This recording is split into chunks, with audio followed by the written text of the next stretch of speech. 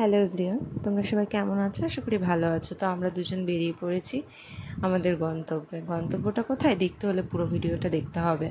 তো আমরা পৌঁছে গেছি, এটা হলো নিউ মার্কেট। আর নেমেই অমনি খাই তো আমরা চলে গেলাম ছোলা মাখা খেতে। তো দেখো দিয়ে দিয়েছে, খাওয়া হয়ে গেছে। তারপরে আমরা কেনাকাটা করতে বেরিয়ে পড়লাম। নিউ মার্কেটে সব থেকে রিজনেবল প্রাইসে পাওয়া যায়। এবার তোমাদের দরদাম করতেই হবে। দেখে নাও, জিন্সগুলো 400 ছিল, 350 ছিল এরকম। আর জুতোগুলো দেখালাম, ওগুলো 150 টাকা ছিল সব। আর এখানে কসমেটিক যা নেবে 100 টাকা। তো তারপরে আমরা চলে গেলাম।